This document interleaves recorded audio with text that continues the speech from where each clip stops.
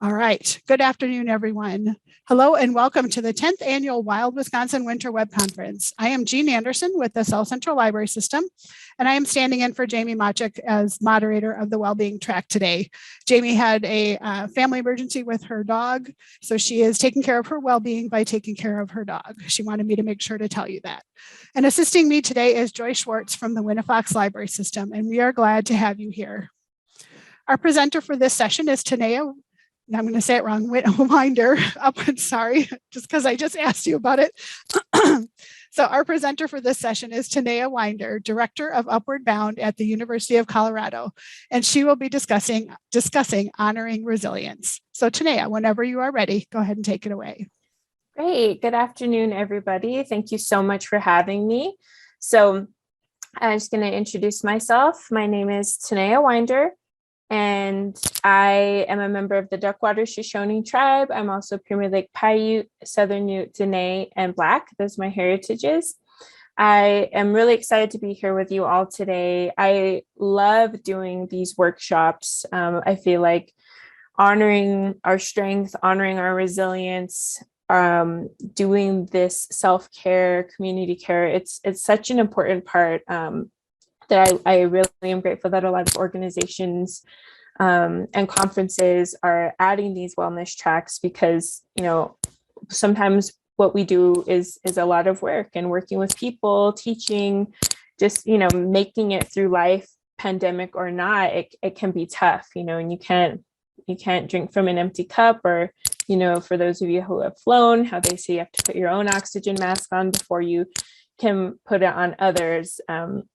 That's really important to me, is to help create that space for people. So thank you all for coming today, for being here today, for gifting yourself this time to be here and participate. So, you know, we're going to honor our resilience as educators, as human beings, as teachers, as what I like to call heart workers. We do this work from our heart. Heart work is not always hard work, but it can be hard work. And so today we'll be, you know, tapping into our strength, reminding ourselves how powerful we are when we combine our purpose with our passion. So today, you know, we're going to focus on storytelling as a tool to remember. And I put that little dash in there, remember, because I feel that in that act of reflecting and remembering and writing things how you want to remember, it's like putting yourself back together, and you get to choose. You know, you get to choose the meaning of all of the things that have happened to you. It's not what other people say defines you, but it's how you want to move forward, how you want to walk forward in this life. And so, you know, today I'm going to share some writing exercises, some reflections, some mindfulness, some grounding activities for yourselves, the communities you work with, the people you serve, anyone that you think could benefit from honoring their resiliency. These prompts, these workshops, these exercises, they're yours to take and transform and use for yourself, your family, again, anyone you work with.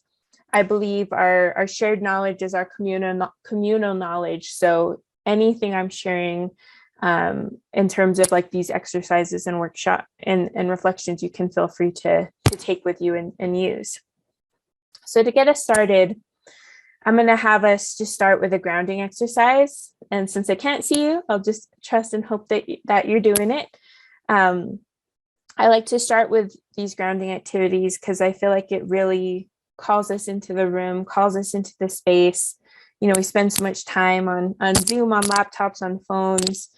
We get disconnected from ourselves in that way. And when we do the grounding, I feel like it allows us to fully be present. So this exercise we're going to start off with is just rub your hands together. It's kind of chilly where I'm at, so it helps me feel warm, but just if you feel comfortable, close your eyes while you're rubbing your hands, and just let's take some deep breaths.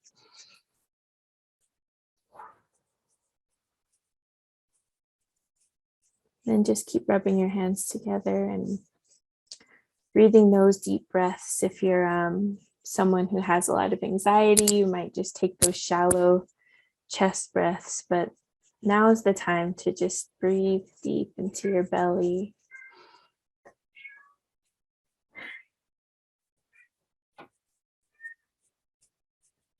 And then go ahead and put one of your hands on your belly and one of your hands on your heart.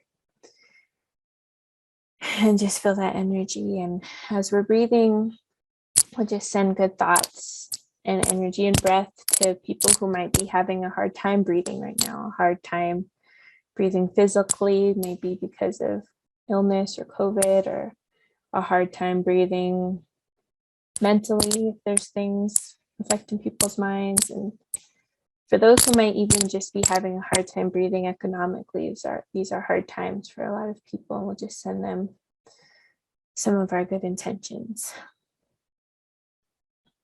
And then go ahead and open your eyes. Another thing I want to mention about that activity is sometimes if you ever feel, or if you're working with people who feel like, you don't have power, that you don't have gifts or magic, like I just encourage people to rub their hands together, and then you feel that tingling, that energy that we literally just created by rubbing our hands together. And that if you're capable, you and your body, and if you're capable of doing that, just imagine the energy and the change you can make when you channel that. We can make beautiful things with our hands, but when we use our wholeness, our whole body, our whole vessels, what can we do? What can we not do? So thank you for indulging me and for doing that. So for this next part, I would just love for everybody to just drop into the chat, what you're feeling right now. It could be anything that you're feeling. It could be whether or not it's about the presentation, if it's about how you are today on this Wednesday and this week.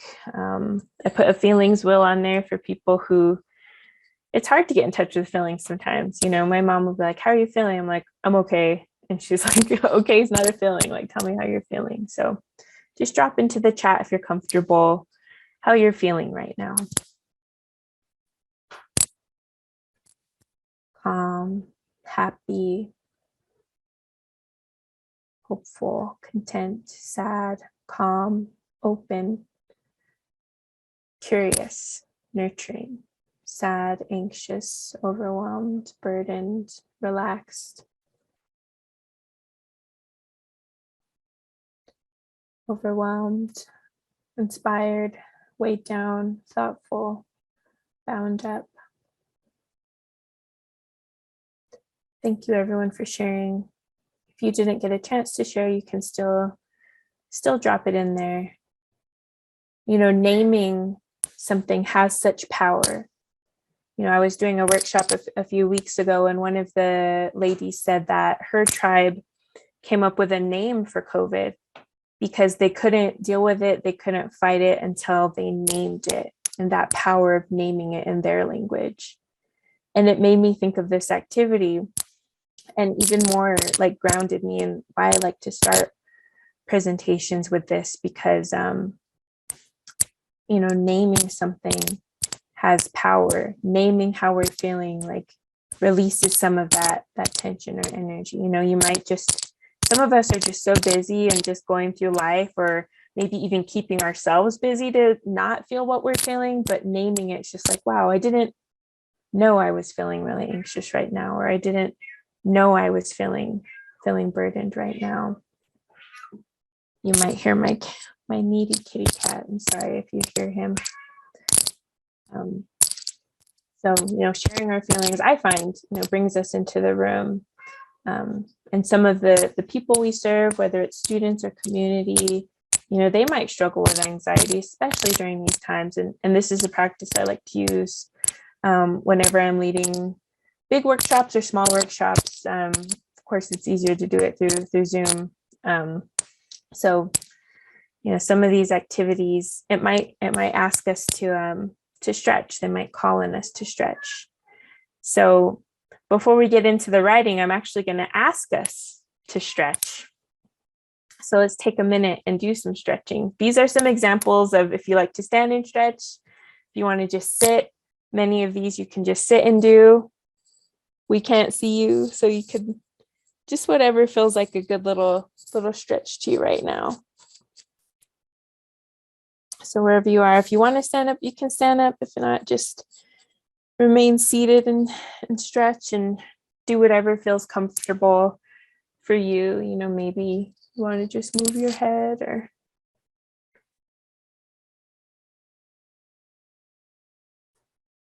and as you're stretching, just think, you know, what does it feel like to stretch?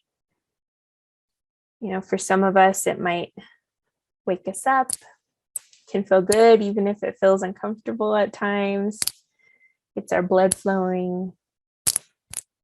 So however it feels for you to stretch, I just want you to remember that feeling of stretching when you're in situations in your life where you may be asked to stretch. And keep that feeling in mind while we're doing some of these writing exercises and reflections that occur in this session, because it might feel like a stretch.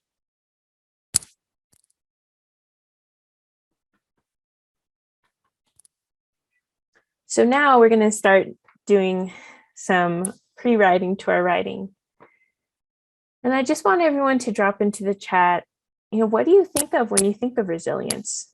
What does resilience mean to you? And for some of us, I think sometimes thinking in abstraction is hard, but what traits does a resilient person have?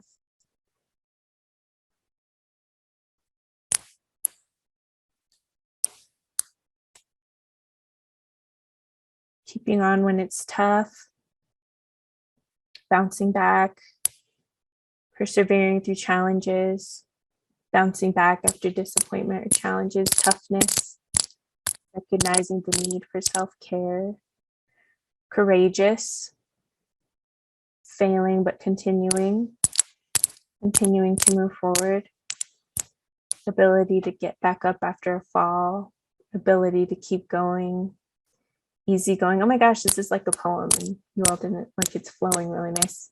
Coming back, learning from adversity, holding on, getting up after you've fallen down again, accepting change, new horizons, hope, moving forward, adapting, consistently handling life's challenges without buckling, keeping along, finding yourself again after pain, challenges, loss, staying strong, bending when the wind blows.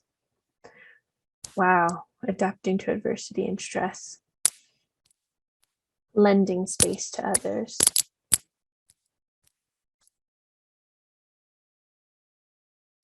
Thank you. So now that we have this list of what resilience is and things to draw on that maybe have jogged our memory, flexible, this is our first writing exercise. We're going to write down what makes you strong and resilient. And before we get to the writing, I just want to call your attention to the, I call this braver writing. So many times in these spaces we say, let's make it a safe space, or this is a safe space. And for me, that just doesn't feel right on a gut level, because we can never guarantee safety. We don't know what triggers people, or we can't be in control of all of those things. Like, we cannot guarantee a safe space, but we can help create a brave first space, a space where people feel like they can be braver, where they can share when they can not feel brave enough to not share, if they want to withhold and keep those parts of themselves. And for this one, I put the R in parentheses, because I think that for me, when I do these workshops, I think the difference between being brave and being braver, for me, that R stands for reflection. When you take that time to reflect back on those things you've bounced back from, on those times you did bend when the wind blows, that time you were lending space to others, you're reflecting on those things. What was the lesson? What was the blessing that came from the lesson? It's a cycle, and that reflection allows us to get in that cycle. And I think in that reflection, that's what helps us be braver next time. It's what helps us push forward in a different way. So now I'm going to hope we'll all be a little bit brave and write. So we're going to write down, what makes you strong and resilient? What's your inner strength? Because that's your magic. We're going to write them down as reminders to ourselves to use our gifts, to use these beautiful powers, no matter what life brings us, no matter what comes with that wind that blows. So we're just going to do this for 2 minutes, and I'll set my little timer. If you want to put on music for yourself, you can. If you don't feel like you're in a writing space, I'm not going to see what you do. You can just jot notes, bullets, whatever you need to do in this time. But 2 minutes, we're going to write down what makes us strong and resilient. What's our inner strength? All right, that was 2 minutes, believe it or not. For some of us, that might have went really fast and that seemed like enough time. And for others of us, that probably felt like a long time. Isn't time interesting? But now, if we were in person, I would still ask us to share the same. I'm going to ask us to share through the chat if you feel comfortable. But I just want people to just take a minute to think about, why we share, how you feel when you share. Do you feel cathartic? Do you feel vulnerable? How do you feel when others share? Is it a space to connect? Is it a space to know you're not alone or think about things in a different way? But I always like to leave space for that, especially, in person. It can be harder to share too. So if you do writing with folks or with family, I always encourage you to just open up that space for sharing a little bit about why we share. So in thinking about that, I'm just going to ask, if you do feel comfortable sharing something you wrote, go ahead and drop it into the chat. Maybe somebody else needs to hear your words. Maybe I need to read those words. If you want to share something that you wrote about what makes you strong and resilient. If you want to share with us what your inner strength is, your magic is. My determination, belief that even the smallest things done in love can make a difference. Yes, my children, the willingness to be hopeful after hard times, community and family, remembering what you have overcome in the past, gratitude practice. If you prefer to remain anonymous, you can use the Q&A. Thank you, Jean. That's great. I'm willing to love unconditionally. My faith, facing and accepting change, the ability to pause before reacting. Faith, letting myself feel, experiencing the anger, frustration, etc. Acknowledge it before moving on. Stick-to-itiveness. Nice. I've never heard that before. Thanks, Molly. The ability to express my thoughts and feelings. Steadfast and loving family. Faith, hope, a strong sense of self-compassion. I notice the beauty that can and does exist between us. Learning to improve my relaxation response into stressful situations. Reaching out to others, yes. Being someone they can talk to, but also recognizing when I need to ask for help.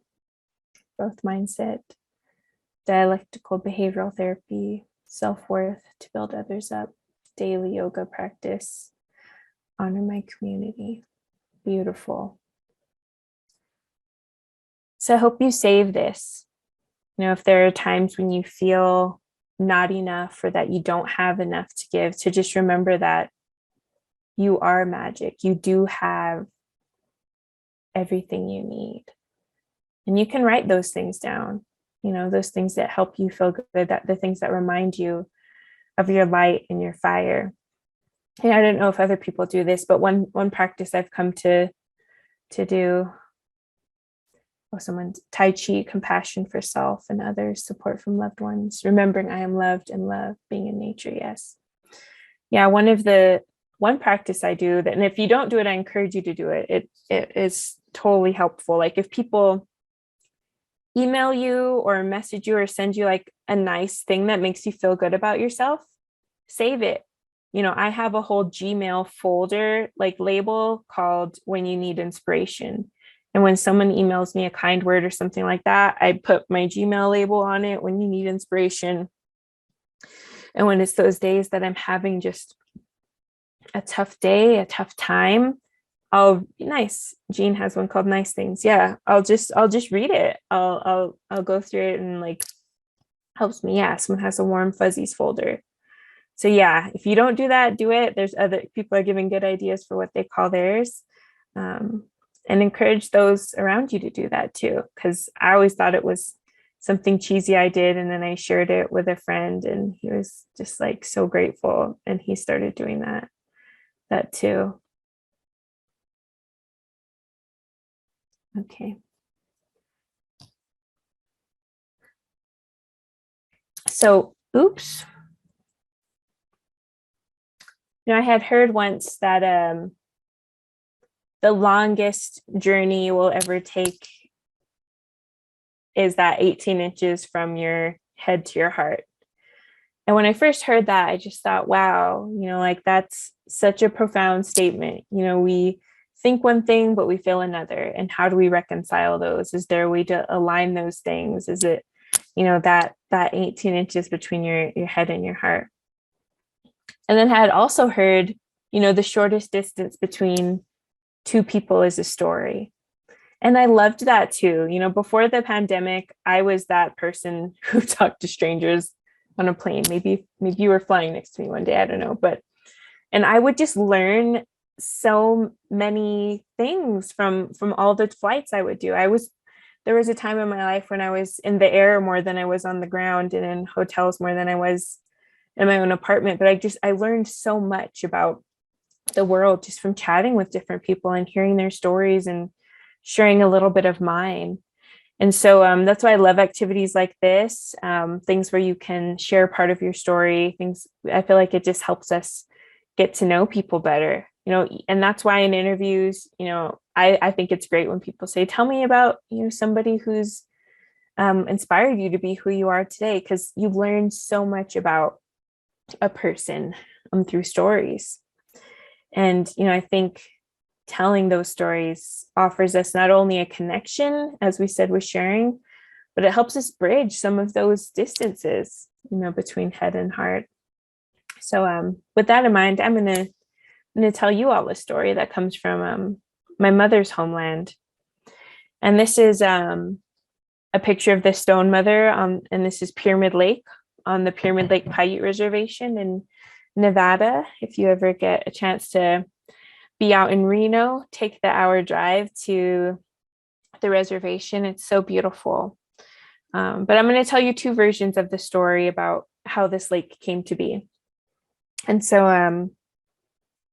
I heard a story from my mother growing up, actually. She said that the Stone Mother had 4 daughters named North, East, South, and West. And when they were little, they got along. As they got older, they wanted to go off in their own direction. They wanted to go explore the world.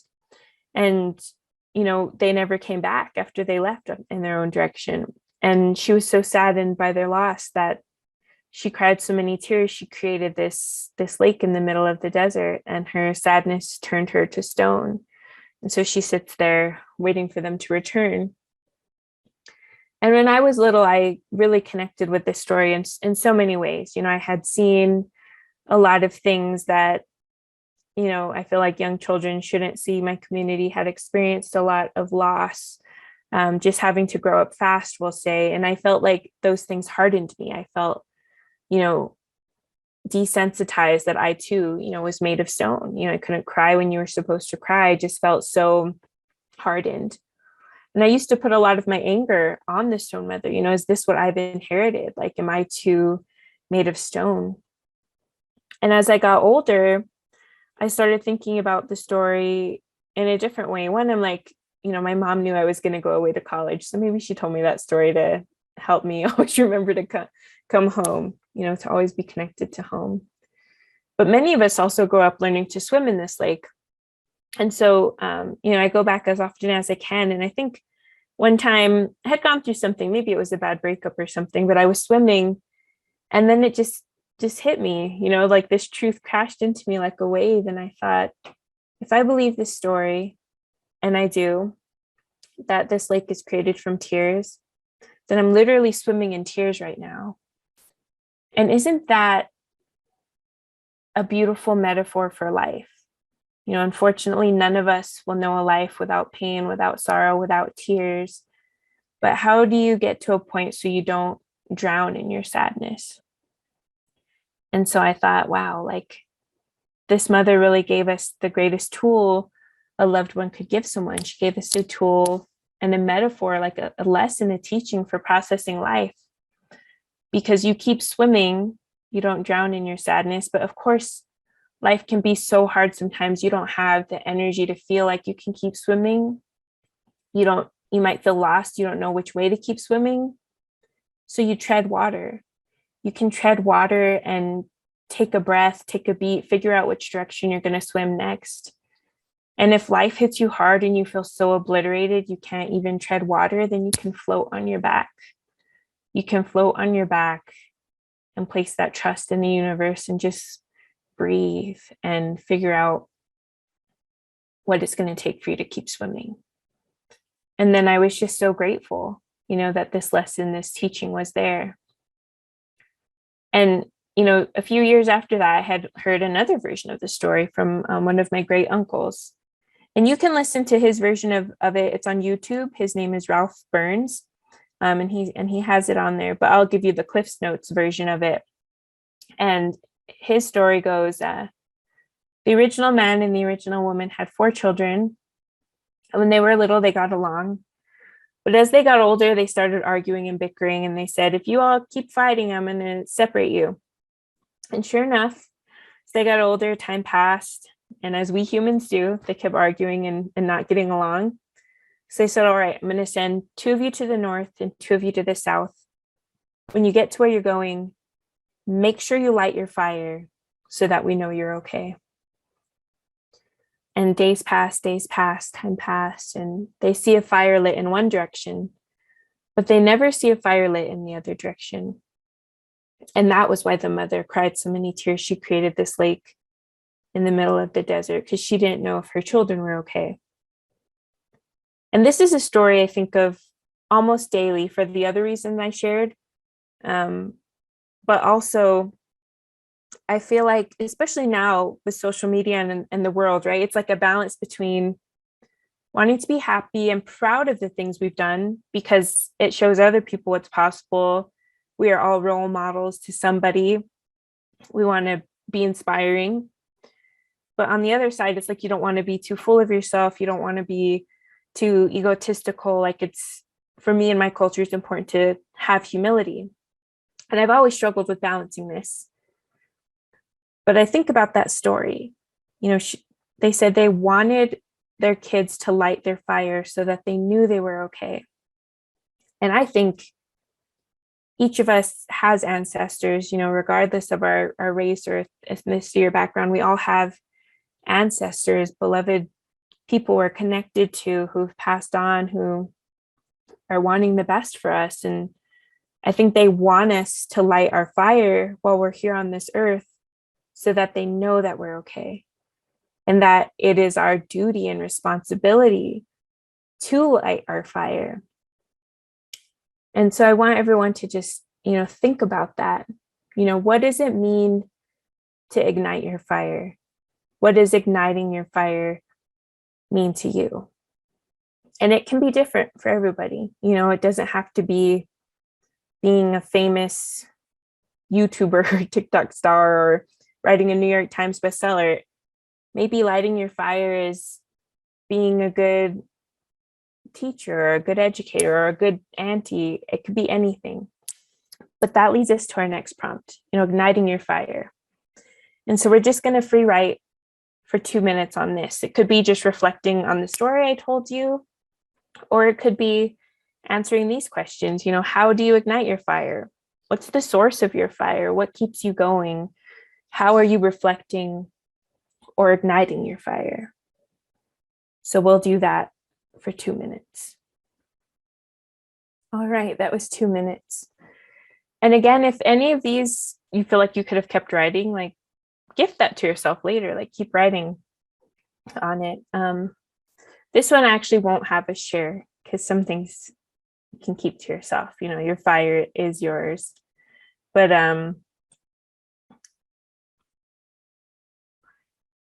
all of that, it makes me think of this quote by Brene Brown. Love her. Don't shrink up, don't puff up, stand your sacred ground. Because there are times people are going to be intimidated by your fire. I have I have this poem where I say, and if people are afraid of you, let them be. They should be, because you are powerful beyond containment, the kind of free people dream of embodying. And so think of your fire like that, like your fire is beyond containment. What you have inside of you is so big, and it's in this vessel that you have on this earth right now, but your fire it's so powerful in the lives you'll impact. And again, it doesn't have to be thousands or hundreds of lives, but that you matter. That saying, like, you mean the world to somebody, you matter, and your fire matters. So whenever you feel like someone is challenging your fire, trying to make you put out your fire or dampen your light, just remember, don't shrink, don't get defensive, but just stand your sacred ground.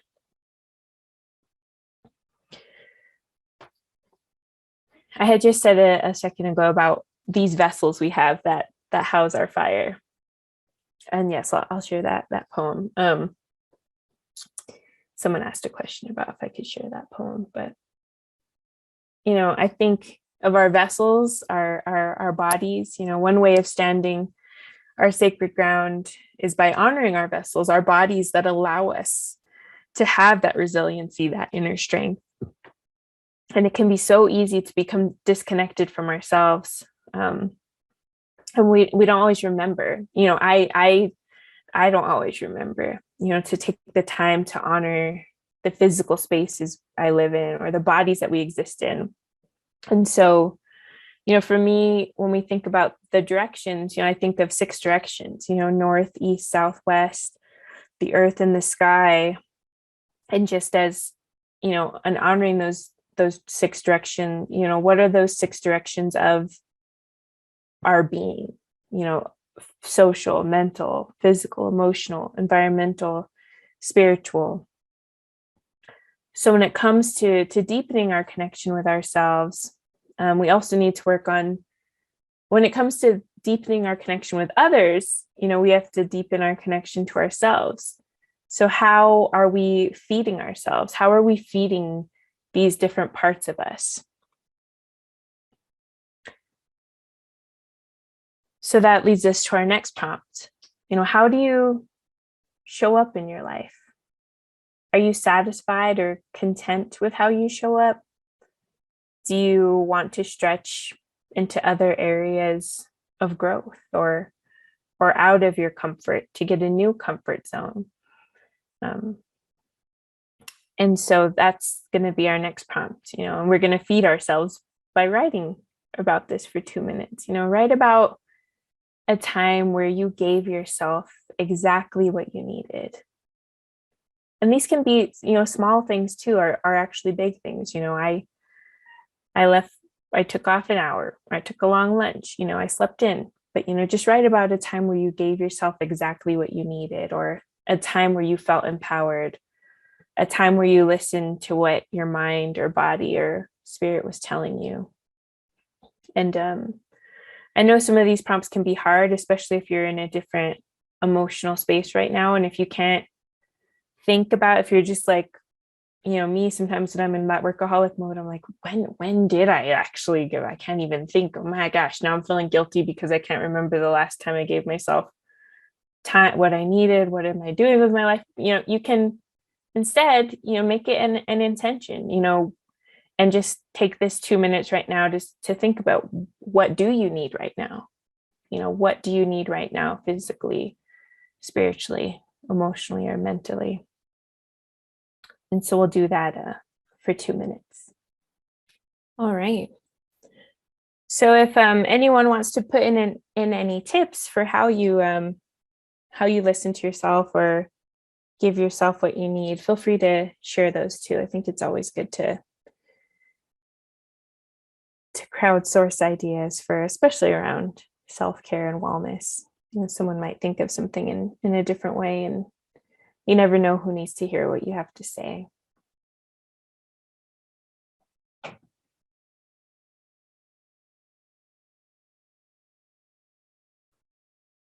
I love that, finding the address of a long lost friend and sending her a letter.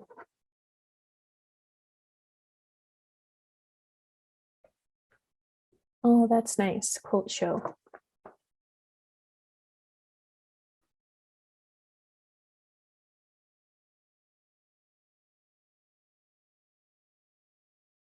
Intuition, meditation, nature, sharing at the landmark forum, vacation, yoga, reflection, time with good people. Nice. Serving others. Whenever I'm overwhelmed or directionless, I fire up Google Maps and drive for a mile in the street view of a random country. It feeds my wanderlust and reminds me of the world outside myself. That's a great idea.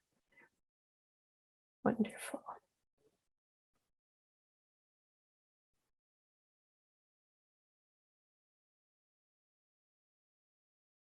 So supporting my loved ones, sending cards, listening on the phone, and trying to find fun healing gifts. That's cool. Used to wake up early to write, but haven't been feeling creative, same. So giving myself permission to rest and sleep for a while during the winter. Awesome.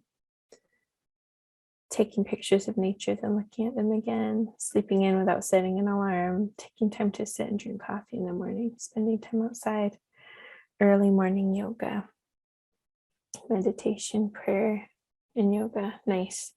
I just did yoga this morning after not doing it for a while. And every time I do it, I'm like, why don't I do this every day?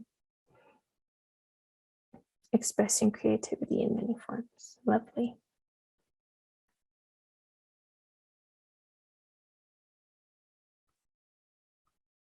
Going to bed early, letting myself fall asleep naturally without fighting to stay awake.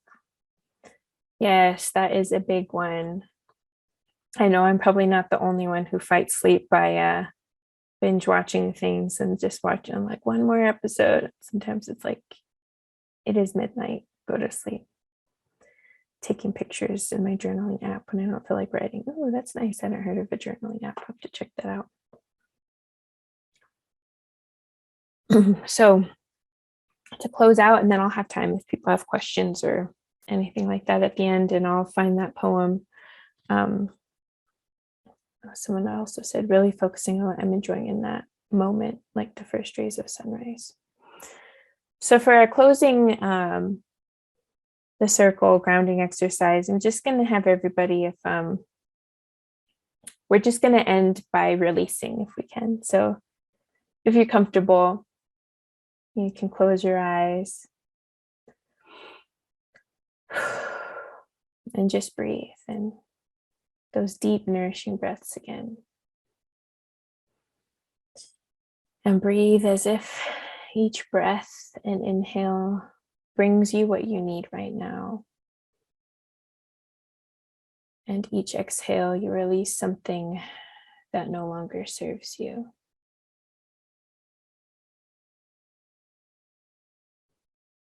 Again, just breathe in what you need right now.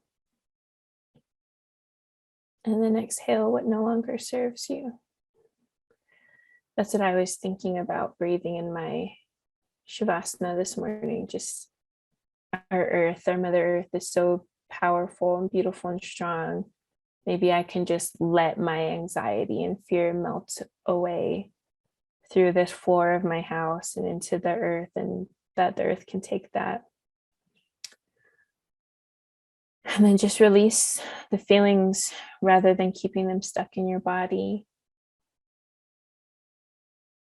And then just put your hand on your heart and just focus there for a minute and just think, what do you need to make your heart happy? What would make your heart smile? What would it feel like or take to let peace, love, and acceptance make their home there and take root there?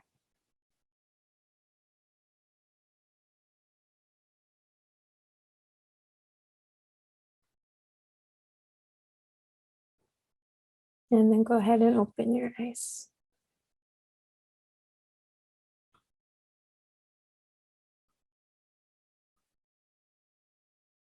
Retirement. I want to retire too, but not yet. A 5-minute journal. I'm going to check that out.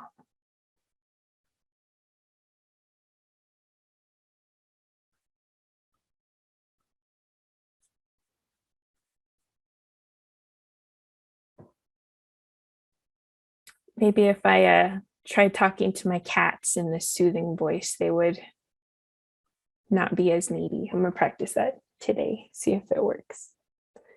But for now, if anyone has any questions, you can type them into the chat. I have my contact info up there for people who, if something came up or you just need to, you wrote something and you feel like it needs to go out in the universe and you don't even maybe want a response, but you just want to feel seen, like you can always email me anything that came up in today's workshop. Thank you, Tanaya.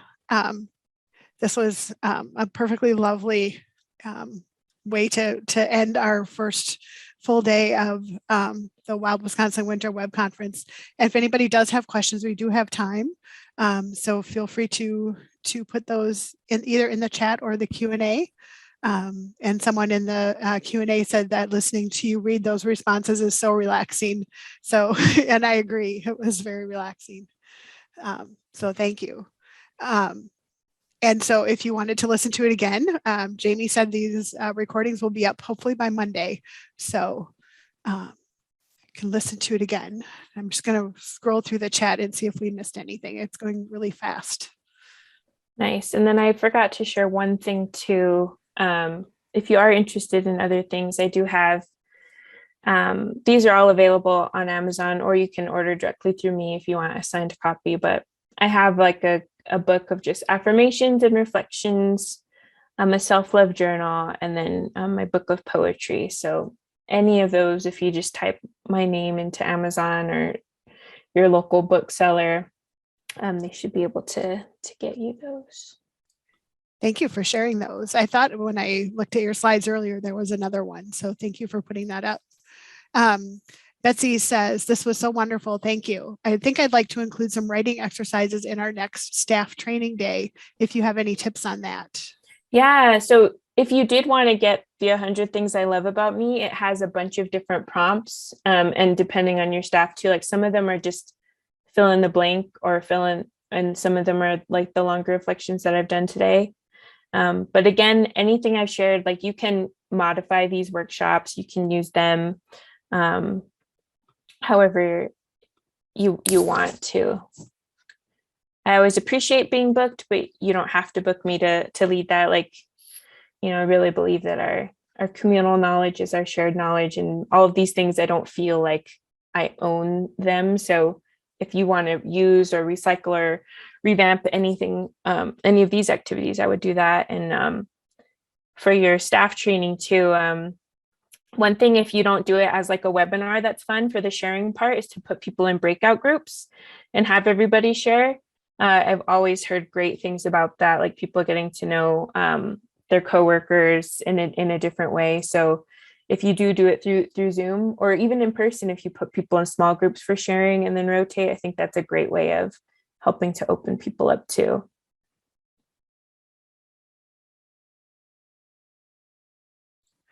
Yes, thank you. And I think that we caught all of the questions. Joy, did I miss any that you saw? Nope, you got them all, Jean. Okay, I thought so. So unless we have any more questions, oh no, comment, just wonderful and so healing. Thank you. Thank you for sharing that, and thank you for all of your comments. So I think we'll go ahead and close, if that's all right with everyone. Unless you have any more questions, feel free to put them in. So thank you so much, Tanaya, for a great session today. As everyone has said, this was a really great way to end our first day of the Wild Wisconsin Winter Web Conference. Thank you. Thank you. There will be a short survey at the end of the webinar, and it will also be sent to your email. We really appreciate your feedback. This was our last session for today. We will begin tomorrow at 9 a.m. with tracks in both marketing and in small libraries. So I hope to see you then and have a great rest of your day. Thank you.